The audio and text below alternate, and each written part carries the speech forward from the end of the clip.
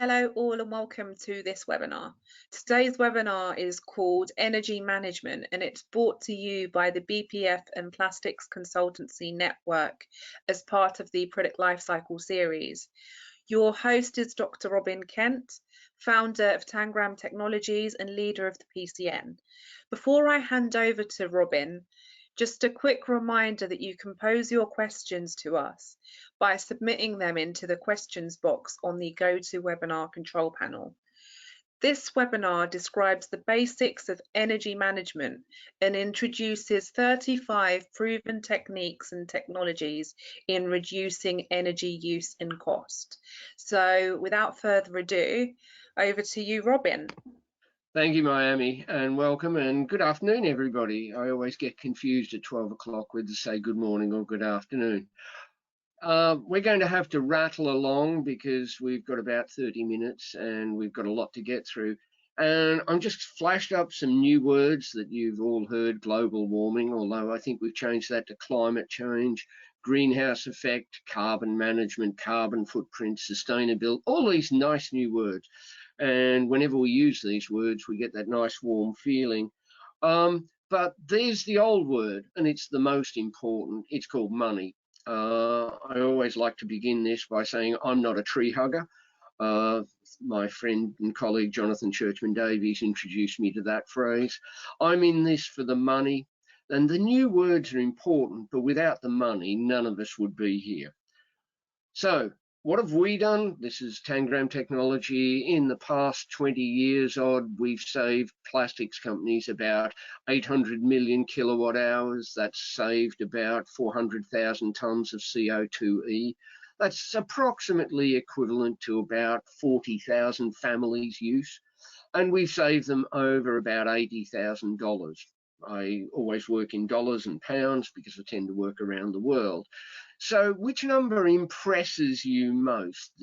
I'm going to go back. Which number impresses you most? Well, 80 million kilowatt hours, 400,000 tons of CO2, or $80 million. The point is we're in this for the money, because if we don't make money, we're not going to be around for very long. So the future for world energy supplies, well, it doesn't really matter if you believe in man-made global warming. Motives don't matter, survival does. And energy supplies around the world are increasingly precarious, even if we move to a decarbonised energy system. And energy supply has driven major world political events, and it'll drive more in the future. Here's a bumper sticker I saw in Texas, and it said, "Earth first, we'll drill the other planets later." I thought that was a bit ambitious, but the Americans tend to be ambitious. So what can energy management do for a company? It can reduce your costs, first of all. It can improve your profits. It can improve competitiveness. It can reduce carbon emissions and environmental impact and improve working conditions. There's lots of benefits to energy management. And certainly, if you look at what we think we can achieve, when I walk into a plastics processing factory, wherever it is in the world, I'm looking at reducing energy costs by up to 30%. In certain instances where they haven't done any more, I've got up to 40% and then stopped counting. So where are we going to get it from? We're going to get about 10% in management. We're going to get about 10% in maintenance. And when I talk about maintenance, I'm talking specifically about costs which are less than capex, so less than 1,000 quid, less than 2,000 quid. It's the operational budget. And we're going to get about 10% through technology. This is where we're going to have capexes. So how long does it take us to get those? Well, we can generally get the management 10% of savings within 3 to 9 months. Maintenance within 3 to 9 months. The capex stuff generally takes longer, so 2 to 3 years for that capex. So basically, we're talking about reducing energy costs by, say, 20% within a year and by 30% within 2 to 3 years. But the basic question is, what are you doing to control and reduce your energy costs? Many companies are doing nothing at all. They get the bill, it gets direct debited, and it gets paid, and that's it. So Are you ready to walk the walk instead of talking the talk and filling in forms? And what we're trying to do today is give you 35 proven actions that you can do to actually reduce your energy costs. And how valuable are these savings? Well, if you're a plastics processing company and you're, say, running on a net margin of about 10%, then £1 saved in energy costs is the equivalent of about £10 of extra sales. So if we can reduce your energy costs by 30%, it has the same effect in the bottom line. It has a massive effect. So the competitors can't take these, if you want to call them imaginary sales. Those sales are guaranteed. Internal effort is needed, only internal effort is needed. And the sales, I've put it in inverted commas because they're imaginary sales, a low risk, good payback, they continue into the future, and they make you look good. Now, one of my close friends, and he's an accountant, he used to always say to me, sales are vanity, profit is sanity. And if you can do something which increases your profit, that is sanity. Whereas chasing the elusive extra sales, that is purely vanity in many instances. And it gets better because the cost of energy is rising faster than other costs. If you look at this little graph here, I'm going to give you this little thought experiment and say over the next 4 to 5 years, which one of those lines represents direct labour costs and which one of those lines represents energy costs. So which one do you think is going to increase more over the next 5 years, direct labour or energy? Well, I think most people would probably go, this curve is energy costs and this curve is our direct labour costs.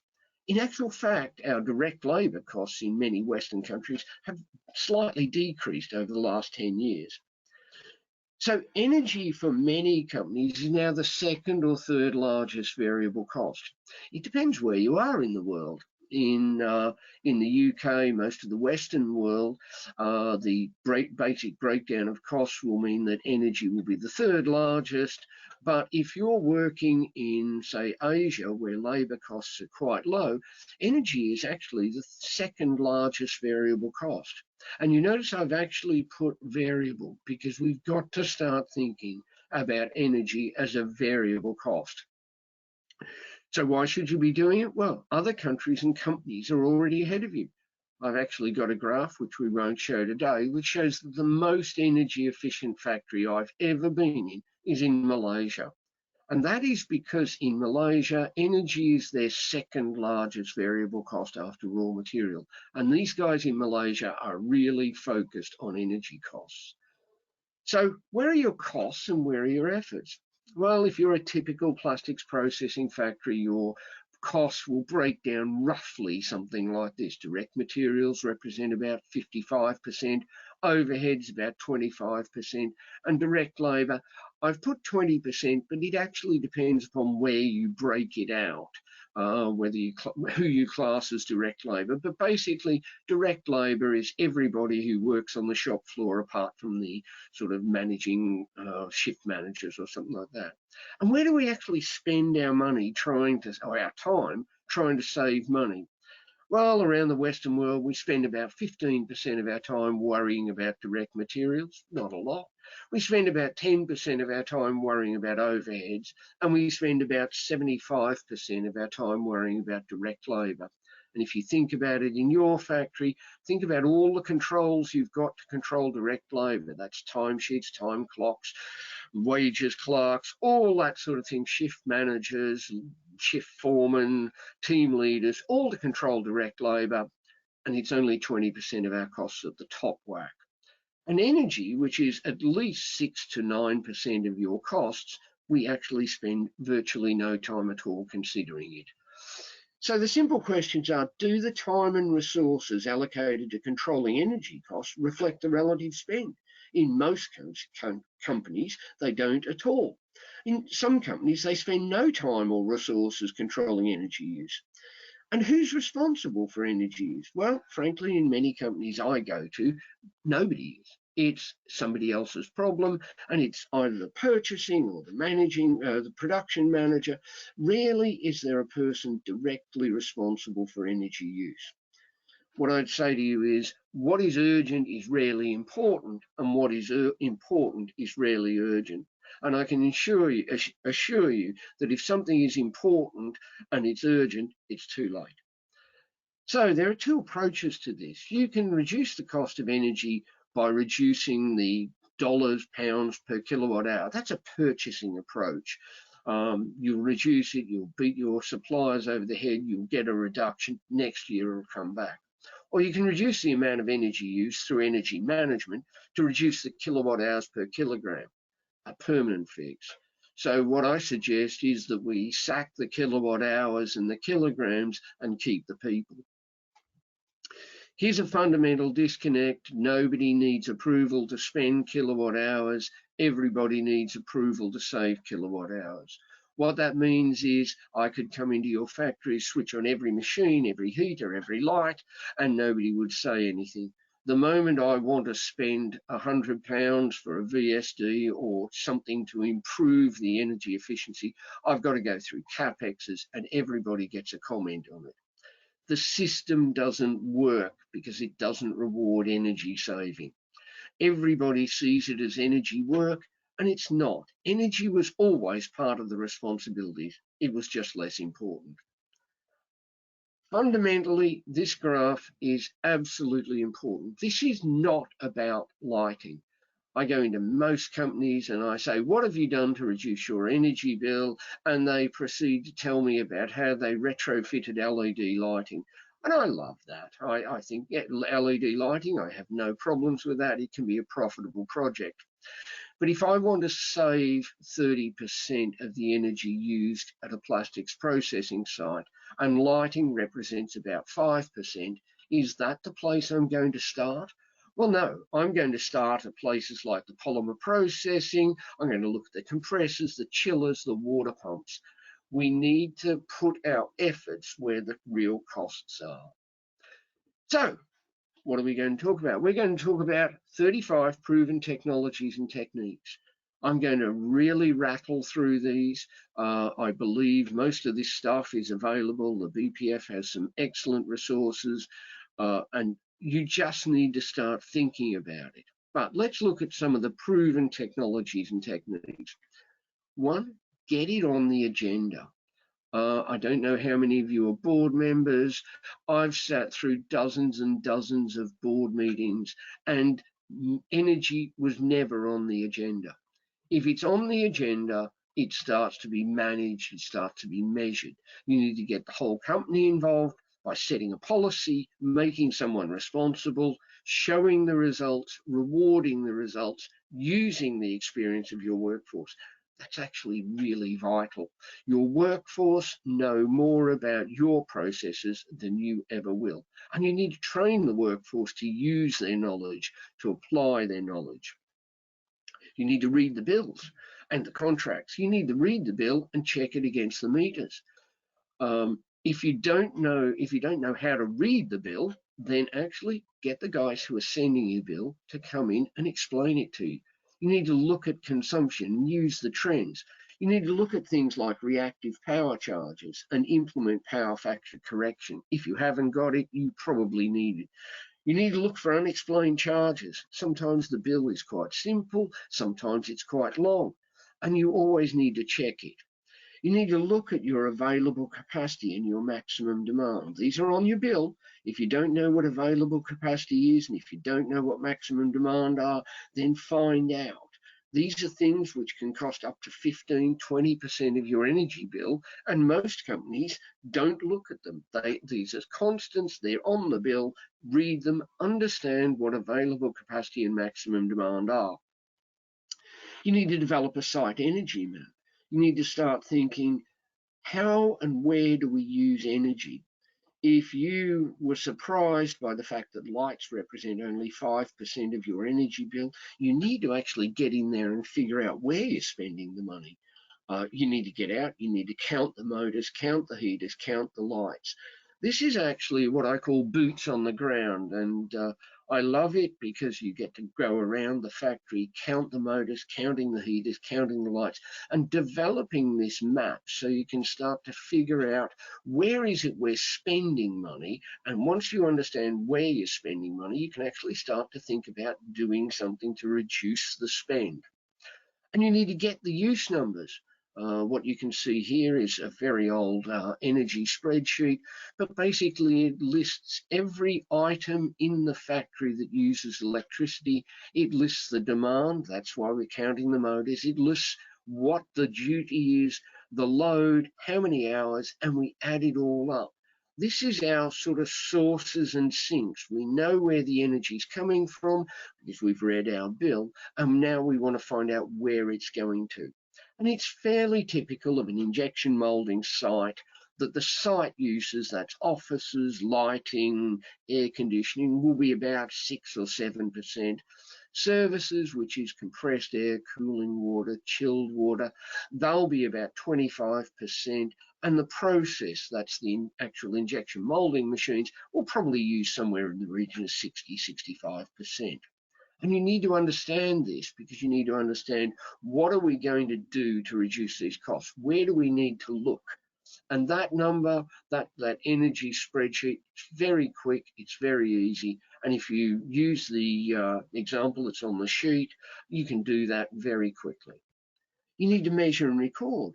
Most of your key data is probably already there or easily available. You can use energy use. Now, many companies only have 1 meter. They don't have sub-metering. Sub-metering is vital. You need to get production volume. You need to understand the kilos you're processing. You need to understand your operating hours.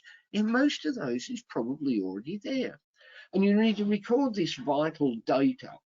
Now, data are just numbers.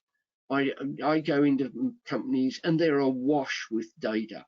What they don't have and what they haven't done is taken these numbers and turned them into management information.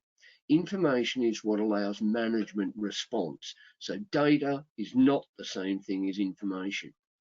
You need to report. Create a simple report, show the key information, publish it monthly, distribute it widely.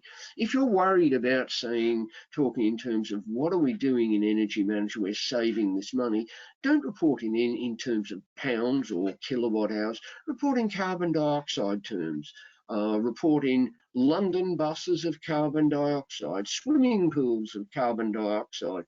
If you want to report to your people and you show them that you're saving carbon dioxide or you're reducing your carbon output, that actually makes them feel good and actually makes you feel good too. Great way to report to your stakeholders. You need to check your bill against the meters and monitor and look for reactive power charges. And here's where we get into a few numbers. You need to calculate the base load and the process load. It's actually very, very simple.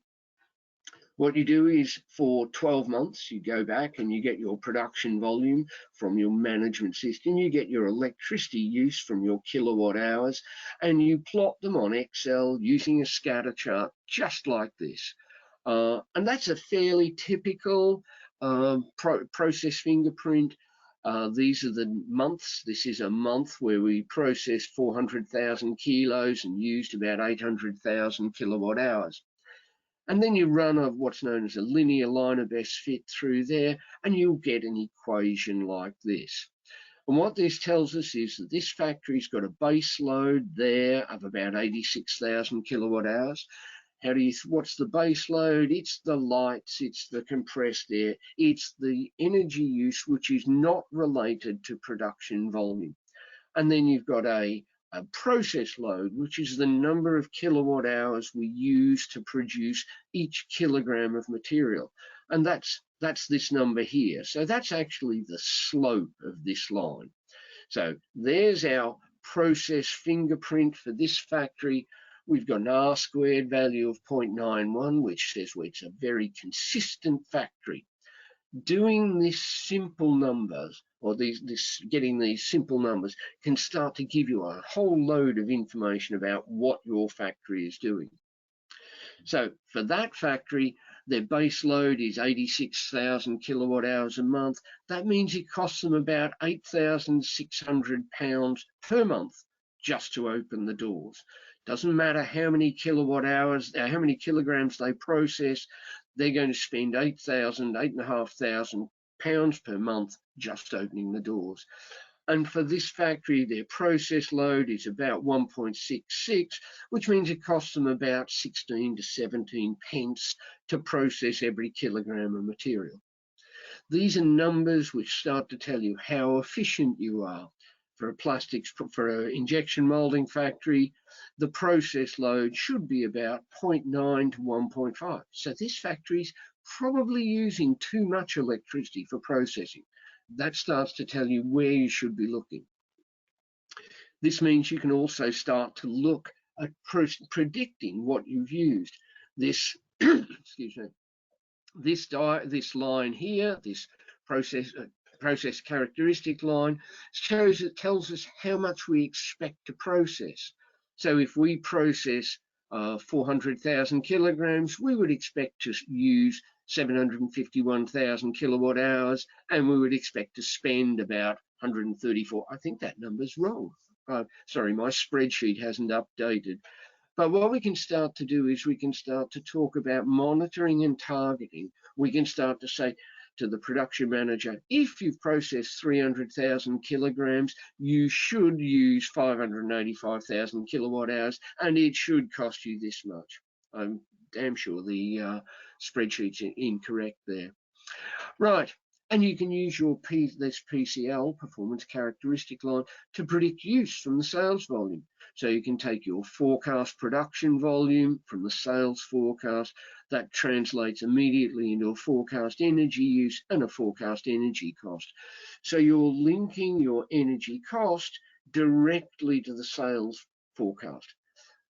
Depends on how accurate your sales forecast is, but at least instead of regarding the energy cost as this fixed and constant thing that goes into the future, you can start to tie it into the accounts. And once it's in the accounting system, it starts to be looked at by accountants, and they're good with numbers.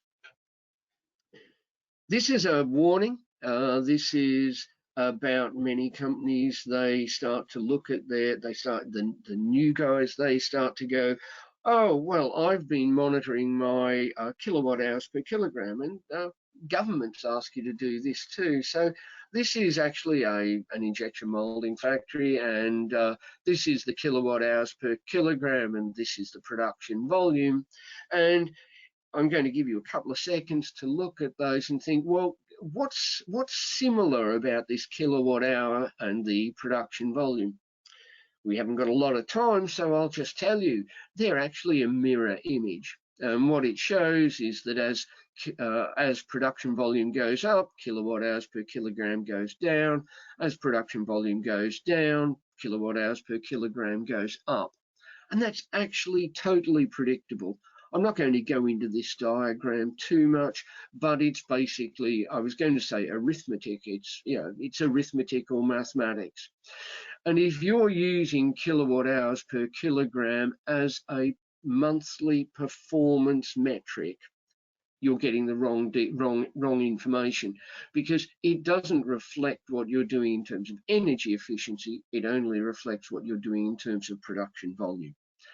Please do not use kilowatt hours per kilogram as a monthly metric. Need a benchmark. There's benchmarking data out there, most of it I've produced. You need to benchmark your site externally to figure out where you sit with all the other injection molders out there. And you need to benchmark your machines. This is a benchmark for injection molding machines, hydraulic and all electric.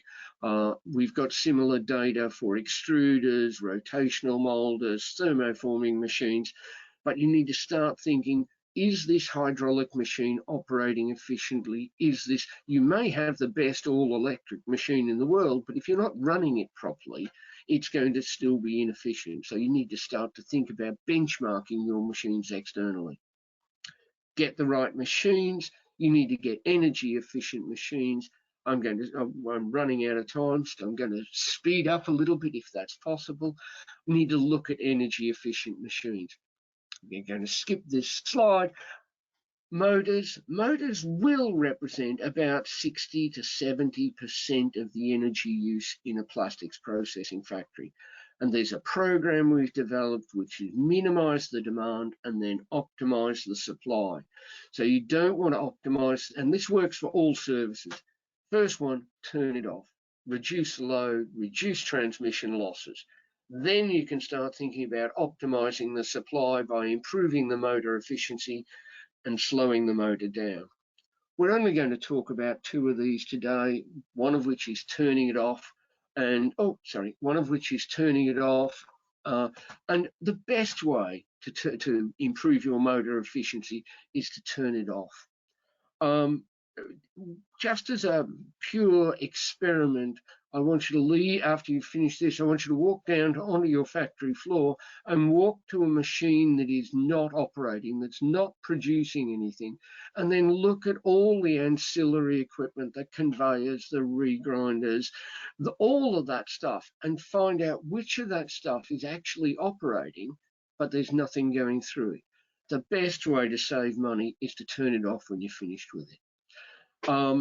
And tell people they can turn it off. Signpost stuff, green, amber, red. So if it's green, turn it off.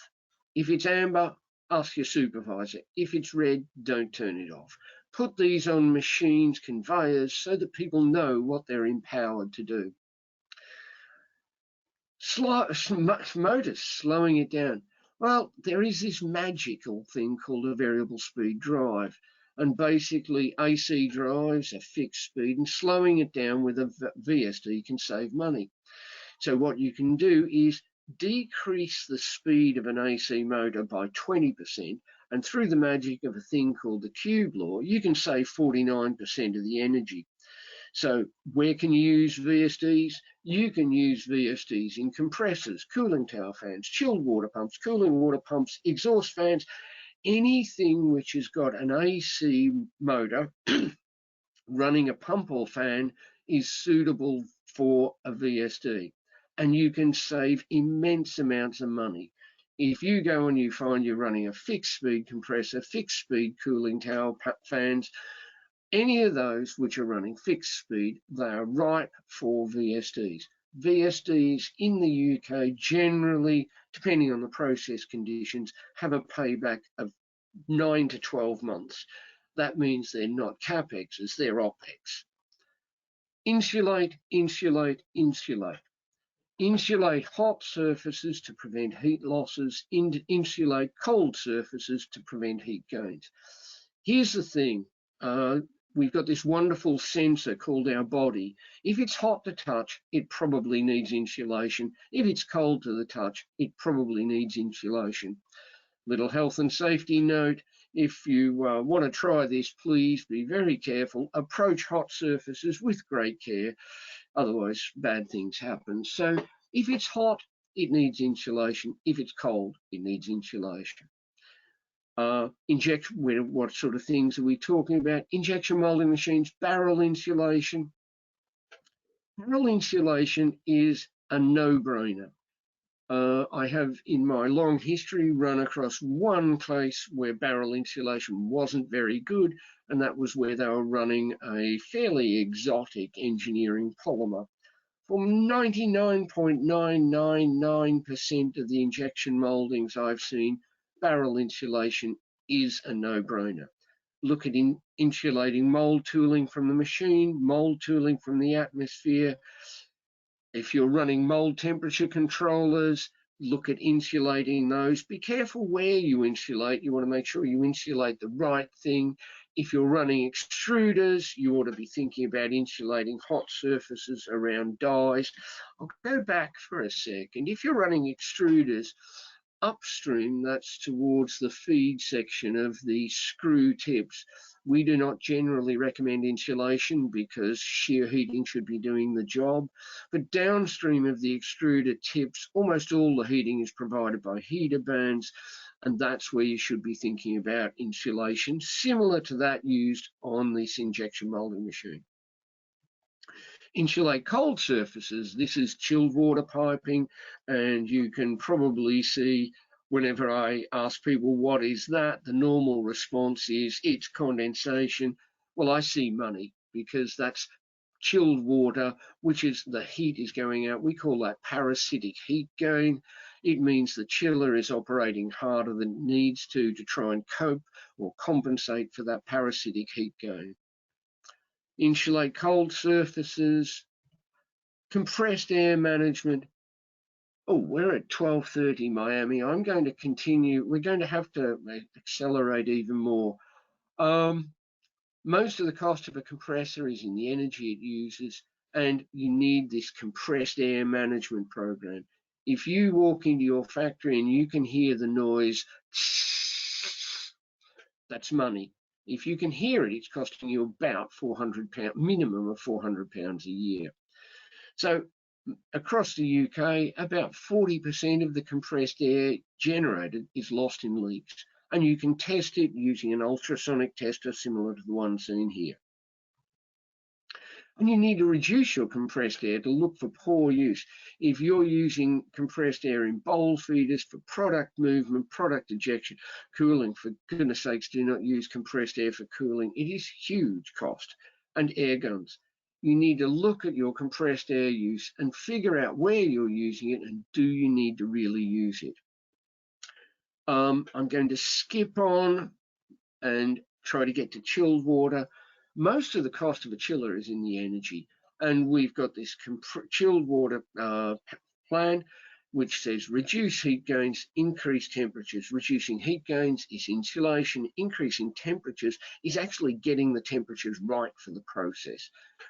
So insulating cold surfaces, that'll prevent parasitic heat gain.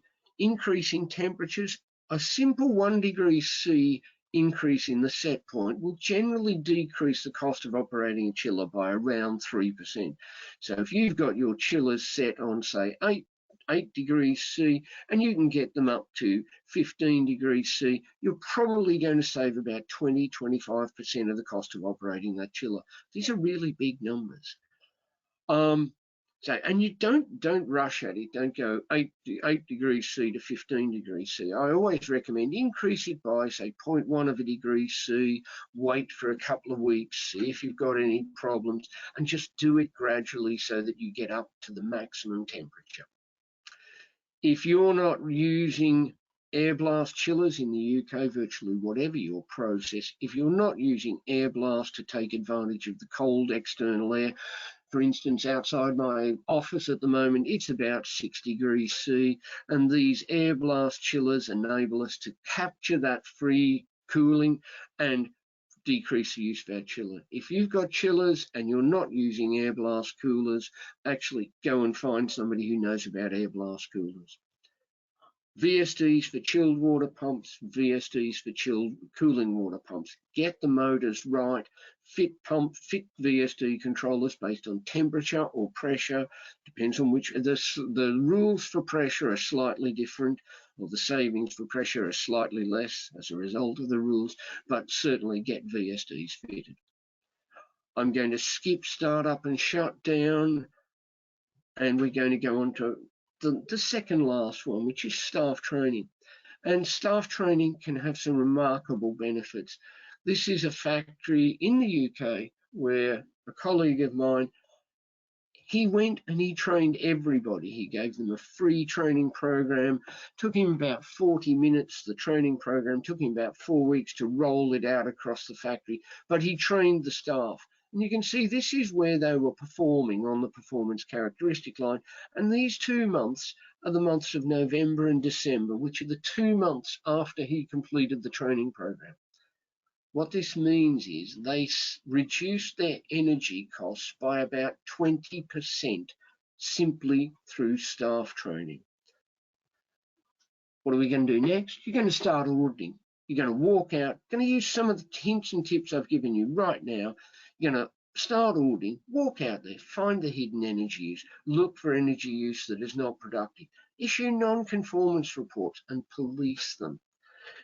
The signs are clear, the pressures are there, the only thing left is action. You right now, after 34 minutes, you right now have most of the tools. Of course, I can do it better than you, but I've got 20 years experience. But you've actually got most of the tools right now. Get out there and do it. Over to you, Miami. That's my my spiel.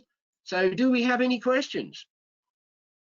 Thanks a lot, Robin. And yes, we do. We have quite a few. So Oh no, I'm oh no, no, don't not, worry. They're not an unmanageable amount, so it's all not good.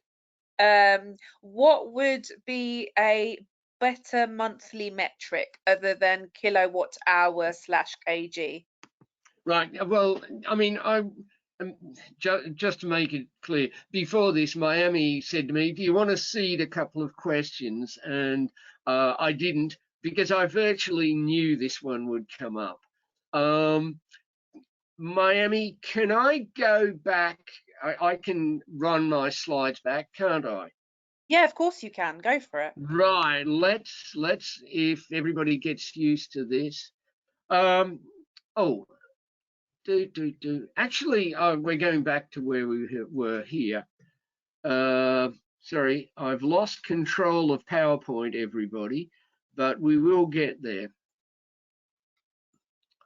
Right, this is the metric and methodology I use, which is we will take the performance characteristic line, which is our line of best fit.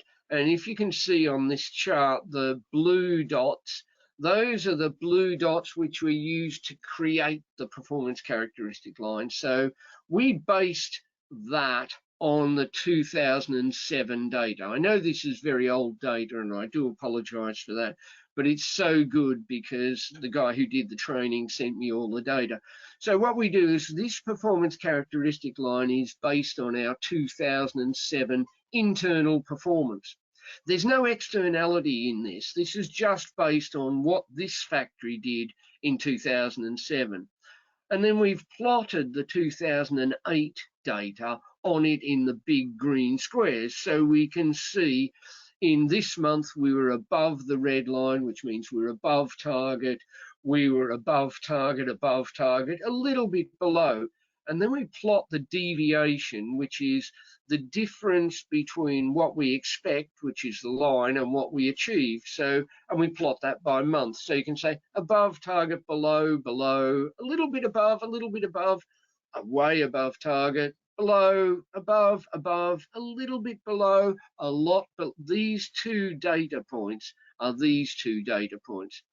And then we run a thing called the Q sum, which is the cumulative sum of these differences. And that gives us sort of like a running total. And that says a little bit above, oh, at the end of the year, they ended up something in the region of 240,000 kilowatt hours under target. So it enables, that's what we do, and it enables this quick feedback to go, how are we doing this month? Kilowatt hours per kilogram, I repeat, does not work on a monthly metric. It works if you're looking over a complete year or longer than a year, but as a monthly production metric, for instance, this month will automatically have a lower kilowatt hour per kilogram than this month. They're actually both almost spot on the performance characteristic line, but this month the kilowatt hours per kilogram will be dramatically less than this month. It leads you in the wrong direction. I hope that's clarified that. Miami, next question. Yeah, I'm sure it has. The next question we have is, what does VSD stand for? Oh, sorry, I do. Oh, sorry. VSD stands for variable speed drive. Sometimes it's called a VFD, which is a variable frequency drive. Sometimes it's called an inverter. Basically, it's a piece of sophisticated electronics in a box, and it takes the incoming AC waveform, chops it up into a DC waveform, and then chops it up and puts it back together again as a pseudo AC waveform. So VSD, variable speed drive, or VFD, or inverter. Great stuff. We do have another couple of questions. So No one of them problem. is, where can I find the benchmark documents you mentioned in your presentation? Right. The BPF has got a booklet which I helped them produce, and I believe the benchmark data is in there. The alternative, can I do shameless plug now, Miami? Shame, Yes, where relevant, yes. where relevant. Shameless plug, you can probably buy my book on energy management in plastics processing. Um, or if you really want, you can probably email me and I'll send you a document which will give you the benchmark data. Tell me your process, tell me your machines, and I'm pretty happy to send you a graph that you can use to work it out. Awesome. Are you able to pop your contact details on there in Well, if case they, you've got if your email address on there? I don't think I have. I'm pretty easily findable. If you go to Tangram Technology, you can find me from that. Just www.tangram.co.uk. We're very easily findable, but please don't stalk me. Okay, yeah, I'm sure they won't.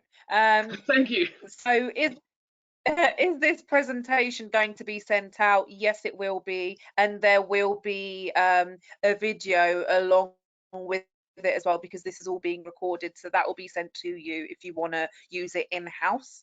I've got a question of my own. You Oh, listed various ways of saving costs and energy. Which one of those would you recommend as being most effective? oh, which one? There's a difference there because um, if if you're, and it depends on the audience who are listening. If you're a maintenance manager, VSDs to me represent the quickest and easiest way to get some sort of control.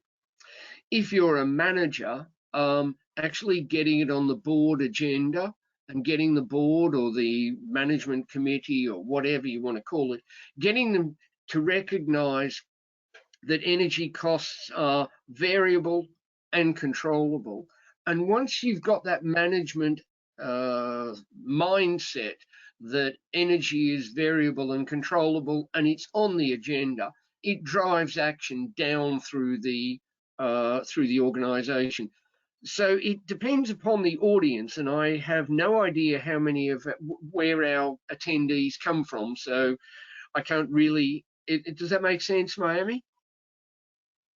Yeah, it does. It does. And most of them obviously like plastics, within the plastics industry, all of them are within the plastics industry, but I I understand understand. what you mean, like in terms of the section you mean, right? So yeah. It really depends upon their position in the industry.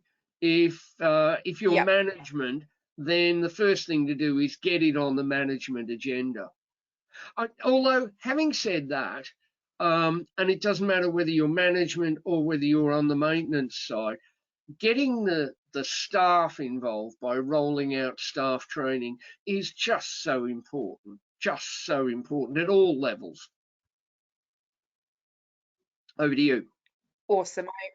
I agree. I agree. And also, for the record, to everybody listening, my lovely colleague Paul has put Dr. Robin Kent's email address in the chat, so you can access it there as well. We have unfortunately run out of time. Questions can be forwarded to us at events@bpf.co.uk. As ever, we do have another webinar coming up next week where Robin will be joining us again to discuss Okay. water management. That's going to be excellent. Next Wednesday at 12. In that webinar, he will be discussing a program to reduce water use by up to 50%. So that is going to be a really, really insightful presentation, as they all are. You can register to attend by visiting the bpf.co.uk website. All details of that, along with all of other webinars, are on there. Thanks again, Robin and Paul, as well, for joining us, and to all that have listened in. And is there anything you'd like to say as final words, Dr. Robin Kent? Just go out and do it. There is no substitute for boots on the ground and looking and listening. Just go out and do it. That's Excellent. That's really, really wise advice. So we have had a last little compliment come through, which this was a great presentation. Thank you very much. I'm an inverter manufacturer, so you've got a compliment there. So that's all. No problems. Thank you to everybody. All right then. Cheers. Thank you so much, Cheers. And looking forward to working with you again next week, Robin. Okay. I'm going to sign out now. Awesome. So Bye. will I. Thanks, guys.